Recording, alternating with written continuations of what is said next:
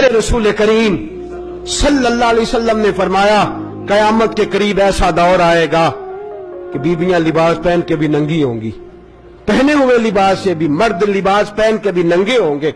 मैं मुखालफत नहीं करता, मैं नहीं कहता कि जो पैंट शर्ट पहनता उसकी नमाज नहीं होती। तू मेरी बात ना कर, अपनी बात ना कर। कभी तन्हाई में बैठ के सोच ले कि शर्म वाला लिबास शलवार कमीज है कि यहाँ जो तू पहनता है वो वाला है। मेरे मुस्तफा ने फरमाया बीबी बस 3 काम करके आ जाना। या रसूल अल्लाह कौन कौन से?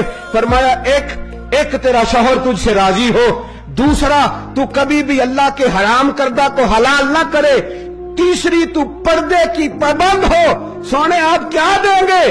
फरमाया मैं तेरे ऊपर जन्नत का दरवाजा बंद नहीं होने दूंगा, तेरा नबी खुद तेरे लिए जन्नत के सारे दरवाजे खुलवा देगा।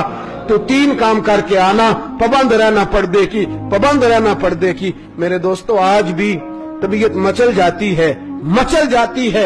अल्लामा इस्माइल हकी ने लिखा है कि सैयदा फातिमा ज़हरा रज़ी अल्लाह ताला अन्हा एक दिन दुआ मांग रही थी तो हजरत सैयदा ज़ैनब ने पूछा क्या मांग रही है? तो कहने लगी दिल करता है, कानून तो अल्लाह का है, अल्लाह के कानून बदले नहीं जा सकते, दिल करता है कि मौला मेरी रूह कब्ज करने इजराइल भी ना आए। मौला मैं नहीं चाहती कि इज्जत वाले रसूल की इज्जत वाली बेटी का पर्दा इजराइल भी देखे, वो मेरे बुरके पे नजर डाले, ये भी मुझे गवारा नहीं। और जनाब इजराइल मेरा बिस्तर भी देख जाए, ये भी मुझे गवारा नहीं। मैं मोहम्मद की बेटी हूँ। खुदावंदा तू सारी कुदरतों का मालिक है, अगर कौन कह के पैदा कर सकता है तो कोई लफ्ज बोल के ही फातिमा की रूह कब्ज कर ले। अल्लाह और मेरे रसूल करीम ने फरमाया कयामत का दिन होगा, रब फरमाएगा सारे बादशाह, सारे कजकुला, सारे गौस, कुतुब, अब्दाल, नबी, वली गर्दन झुकाए। क्या होने लगा है?